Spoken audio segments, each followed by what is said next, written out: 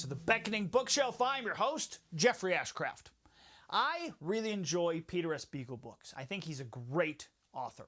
So, when I heard of his latest adventure, I'm Afraid You've Got Dragons, I was really excited to read it. I mean, come on. Dragons. So, this book was published in 2024. Now, before I continue, I have to rectify something. If you watched my preview to 2026 episode, I talk about this book, and I say it was published in 2025. That's incorrect. This book was published in 2024. I got that wrong. I got that wrong because when I learned about the book, I looked it up on Amazon, and Amazon said it was published in 2025. That has since been fixed on Amazon. I just had the unfortunate timing to catch the error. But this is the correct date. This book was published in 2024. It actually says it inside the book, so I know that's correct. Now, speaking of publication, this book has a rather long publication history. Apparently, Beagle started working on this story back in the 1970s and had a story outline in the 1990s. This book was first scheduled for publication in 2007 as a 40,000-word novella. Well, problem is, it doubled in size to 90,000 words, and due to legal issues, publication was delayed until 2008. Well, due to more legal issues, publication would be delayed even further, and then we would eventually get it in 2024. So I'm glad we finally got the book, which I gotta say, really nice looking book. Love the cover art. Cover art is great. And, this is even better, the inner cover art is fantastic. This is both the front and the back. I just really liked that. I thought that was really cool. So, what is this book about? Well, first off, it's Beagle. If you're thinking, does this book have unicorns? No. No. This book is all about dragons. So there you go. Well, the story starts in the small kingdom of Bellemontagne, which has a very unique pest problem. Dragons. We follow Robert, a young man and the local dragon exterminator, who has reluctantly picked up that job from his late father. So his late father was the dragon exterminator, and now it's Robert, which he doesn't like. And much to his dismay, he gets dragged into a grand adventure with a prince from a neighboring kingdom who would much rather stay home and read poetry than go on a grand adventure, and the strong-willed princess of Bellemontagne who has fallen head over heels for said prince. So, there you go. That's what the book is about. Now, is it good? I really enjoyed it. I thought it was a lot of fun. I think all of Beagle's writing talents are on display here. I think it's a very fun story. And so speaking of Beagle's writing talents, particularly two things, well, there are at least two things that I really enjoy about his writing. One is I love how he describes these fantastical mythical creatures like dragons, unicorns, harpies. The way he describes them is so cool. He makes it both seem impossible that such a creature could exist, yet that it's actually possible that a creature could exist. I know it can't be both ways, but that just shows how talented he is.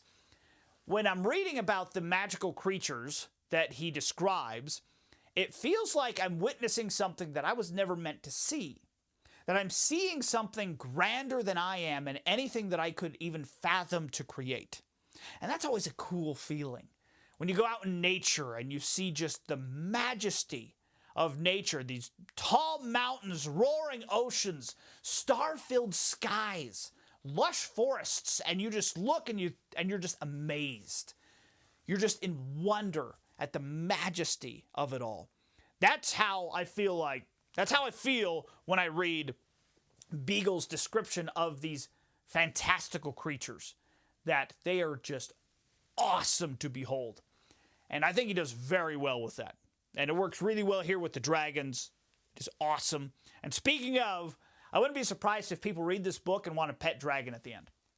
Yeah, if I was a kid and I read this, that would totally be the direction I go. I would have a dragon obsession for at least a little bit. I would buy dragon merch. I would draw dragons. I would just be so focused on dragons, and I would really want a dragon pet.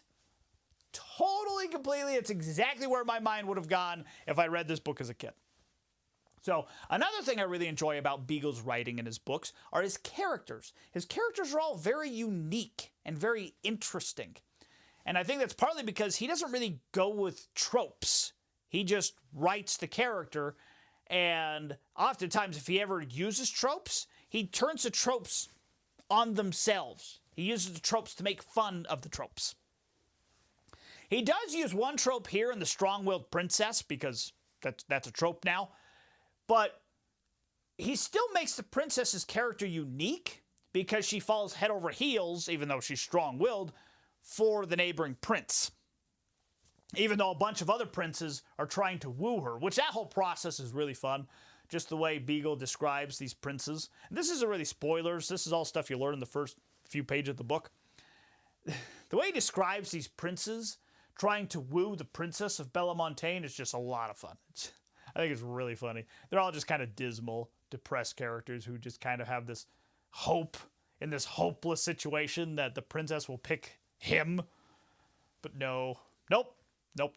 And the princess just kind of ignores them. You know, she doesn't really care, and they don't really get the message.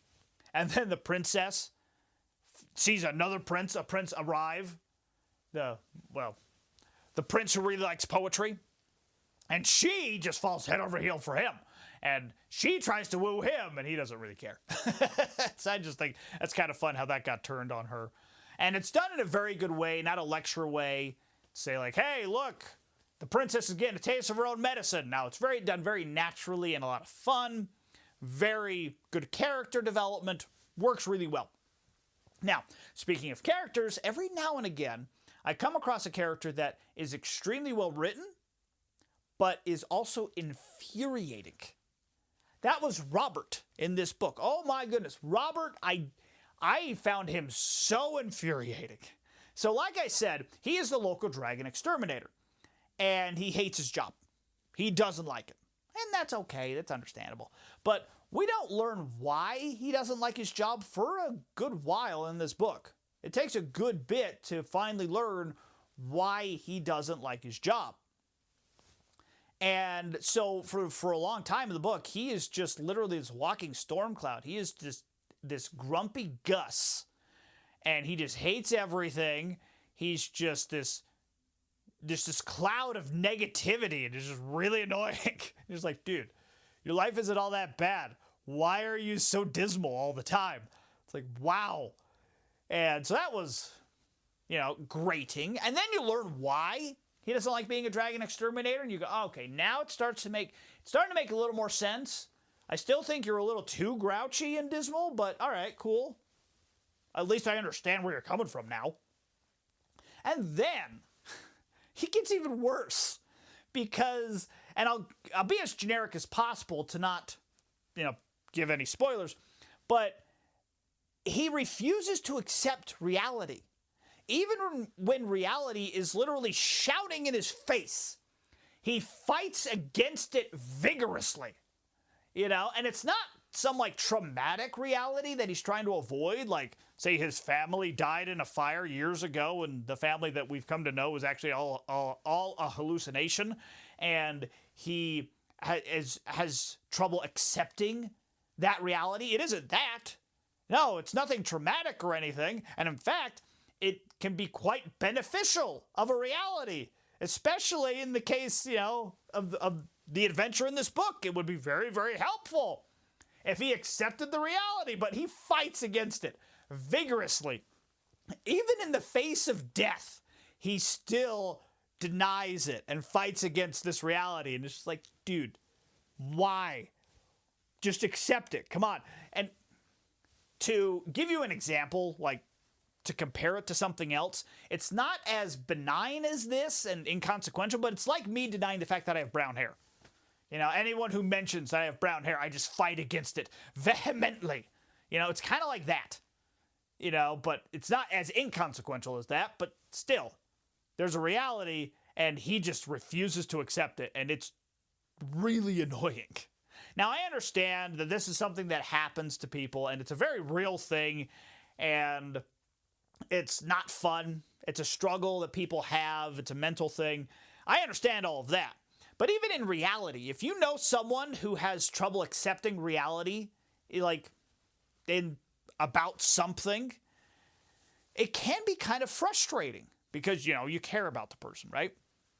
And you want them to be happy. You want the best for them, and you want to help them somehow. And so as they struggle, you can understand it, but it also can be somewhat infuriating and irritating at the same time. That doesn't mean that you want to take that out on the person. No.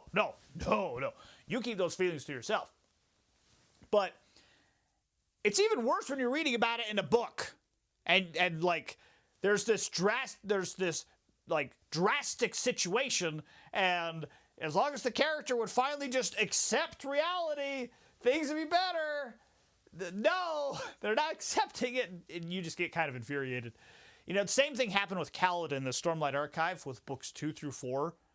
Or Kaladin just kind of thought he was worthless, and as a reader, you're like, dude, you're not worthless. Come on, man. I know you're better than this. Let's go.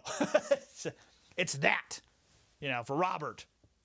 So it made me wonder, what do we do, when we have trouble accepting, reality? And I'm not talking about, really traumatic realities, that can really, damage the brain. I'm talking about just stuff that we just don't like.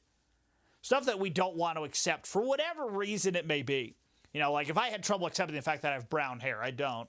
It's just some inconsequential thing that I thought of. But in those cases, what do we do? What do we do when we have trouble accepting reality? Well, there's two options that I can think of. One is, if it's changeable, change it. If you don't like it, somehow change it. There you go. If I really don't like I have brown hair, I dye my hair and it's a different color. Yay! Whatever. But if you can't change it, you got to find a way to accept it. And you'll be all the happier because you'll have accepted reality and you won't be fighting against it. Because reality can be viewed as this raging river. And when we refuse to accept reality, and I'm talking about reality that we cannot change, it's kind of like trying to go against that raging river. It's a lot of work, and we just get tired and frustrated and angry and depressed. But if we just allow the river to if we just go with the river, if we just go with reality, it's just a lot easier. Life is a lot smoother. And I know this is all easier said than done, and I'm making light of potentially complex situations. So I'm not saying this is all simple. I'm not saying this is all just bam, fixed, ready to go, yay! I'm not saying any of that. It was just an interesting thought exercise because Robert had such trouble accepting reality, and that's one of the reasons why he was so grumpy all the time, or is so grumpy all the time. And just interestingly, how do we deal with that when we encounter that? Well, that's all I have for this book. Really fun book. I know I got philosophical a bit there. This book isn't that philosophical. It's a fun, kind of extreme, I will say that, fantasy adventure. There are a few gruesome deaths here.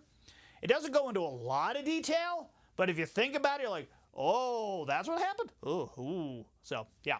So there are some rather gruesome deaths a bit, but fun adventure. I really enjoyed it. So have you read I'm Afraid You've Got Dragons? I had to remember the title really quick there because it's a really long title. So have you read it? And have you read any Peter S. Beagle books? What's your favorite Peter S. Beagle book? And I just had this thought as I was recording this episode. What's your favorite type of dragon? I haven't thought about that myself because I thought about it just now, so I don't know what my favorite type of dragon is. But I have to think about it. And I'll figure out what my favorite dragon is, and I'll mention it. But do you have a favorite type of dragon? And if so, which one? Well, thank you for being here. Thank you always for being here. You are amazing. Now go find yourself a good book.